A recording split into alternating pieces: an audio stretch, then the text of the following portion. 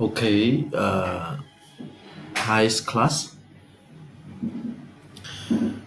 Today we gonna do chapter 2, component of language. Yes, in part 1 in our book, according to our book. Okay. So in the previous video, we have learned about what is language in chapter 1. So right now, chapter 2, component of language. Okay, so we will go into this one deeper in the following slide. Okay, so component of language.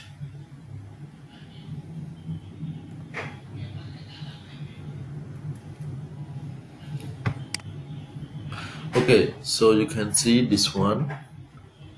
These are the component of language. Okay, you have phoneme, you have word, you have phrases and sentences. This one, okay, so speech sound, you have phoneme, word, phrases, sentences, literal meaning of phrases and sentences, meaning in context of discourse. Okay, phonetic, phonology, morphology, syntax, semantic, pragmatic. Okay, so we will study in more detail in the following slide or in the next chapter. Okay, so let's start from phonology. Phonology, the aspect of language concerned with the rule governing the structure, distribution, and sequencing of speech sound and the shape of syllables. Okay, so phonology means the aspect of language concerned with the rule, okay, governing the structure, distribution, and sequencing of speech sound. Okay, mean in the study of the sound system. Okay, it is the study on how speech sound are used to convey meaning. Okay, it is the science or study of the sound patterns of human language. Yes, phonology. It is the science or study of the sound pattern of human language. Okay, phonology looks at many different things. Why do related forms differ? Okay. Phonology finds the systematic way in which the forms differ and explain them. Okay, and explain them.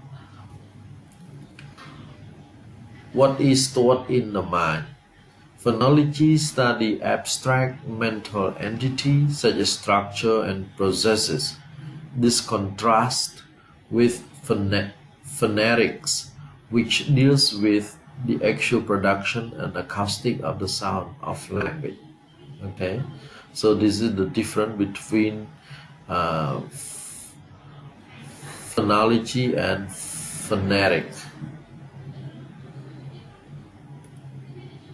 Phonetic, we study about the actual production and acoustic of the sound of the language. But phonology, we study about the abstract sound, abstract mental entity, okay, such as structure and processes. Okay, you will understand clearer. Okay, you will understand clearer in the next slide, in the next following slides. Okay, what sound go together? Look at what sound combination are accepted and why. How are sound organized into syllables? With the use of phonological trees, syllables are broken up more easily. Okay. What are the differences between languages? For example, different languages can use different phonemes or different syllable structures. What sound can go together to make sequences of words, and phonology identify these differences. Okay, phoneme. Phoneme are the meaningfully different sound unit in a certain language. The smallest unit of sound, for example, pad and bad, differ in their first phoneme. Okay, so here you have phoneme p and phoneme b. So when you change the phoneme p to b, it leads to different meaning. This is called phoneme. Okay. Segmental phoneme refer to what is said. A vowel sound is a speech sound that is produced through an open throat and mouth passage without any hindrance or obstruction. A consonant sound is one that is pronounced with a certain degree of obstruction and restriction at the lips, inside the mouth, and in the throat. Okay, this is the shape of your mouth when you pronounce.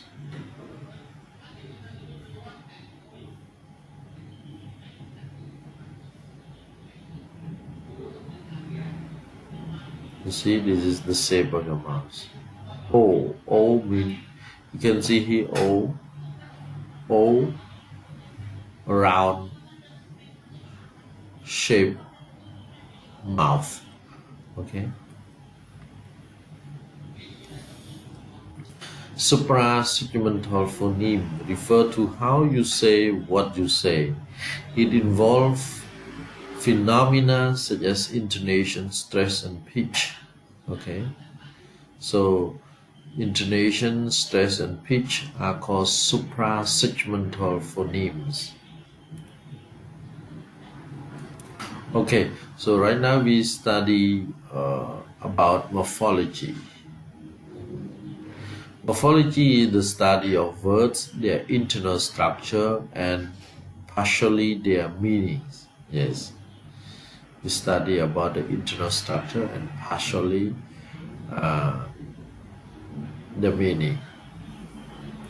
It is interested in how user of a given language understand complete words and invent new lexical items. Yes, you will know how to form words.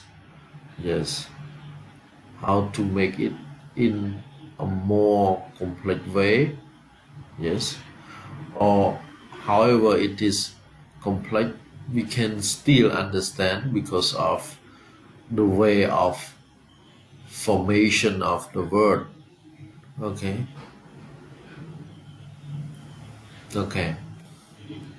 It is the smallest unit of linguistic flow and meaning.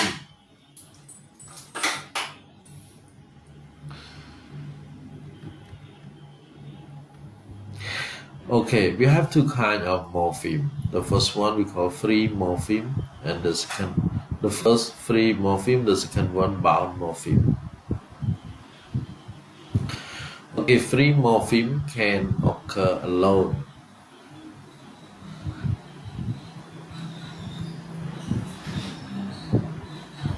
Okay, bound morpheme must occur with another morpheme. Okay. Two categories of morpheme: lexical content or open class morpheme, functional, grammatical, or closed class morpheme. Okay.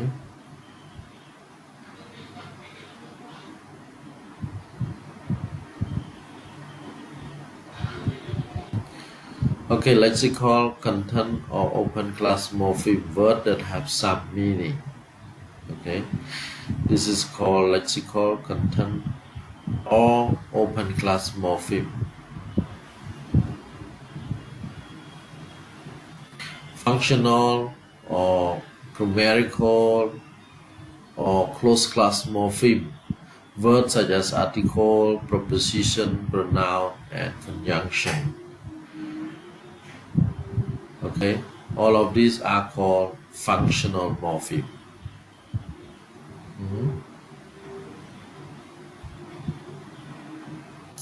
Stem and affixes. Irreducible core of the word will contain the word principal meaning. Okay.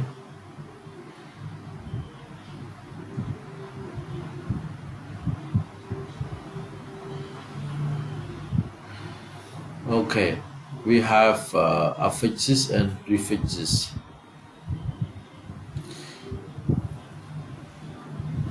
Inflectional morpheme. Vary or inflect the form of words in order to express the grammatical feature that a given language chooses. Derivational morpheme make new words from old ones. Okay, you will go in more detail in the next chapter. Okay, in the next video about morpheme, about morphology, about phoneme. Yes, I also have created video clip about all of this stuff. Okay, if you want to understand more, you have to go to those videos. Yes. Okay, here we come to semantic. Yes, semantic is the study of meaning. Yes, so when we hear the word semantic, it's mean we focus on the meaning. It focuses on the relation between signifiers like word, phrases, sign, and symbol, and what they stand for, their denotation. Okay, semantic.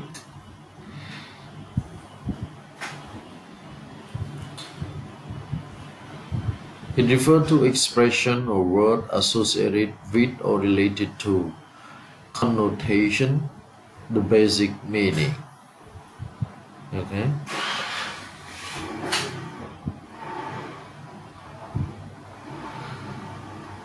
It refers to those basic essential components of meaning which are conveyed by the literal use of words.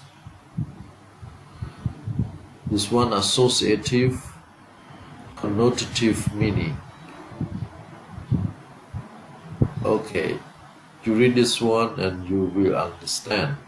Here, Garfield, you may have a morsel of my food. You took that one, I get my own. There's not a morsel, there's a globe. Must we accuse semantic here? Okay.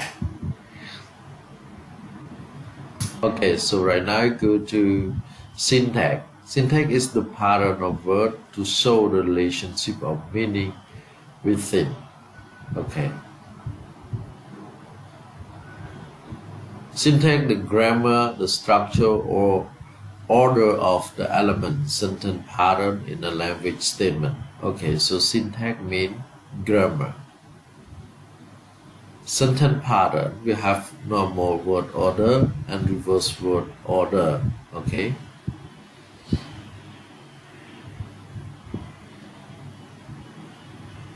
You understand this one? Like normal word order, like subject, verb, object. But in some sentences, we can use a reverse word order, like the sentence like neither do I, not neither I do, no, neither do I. We reverse the order.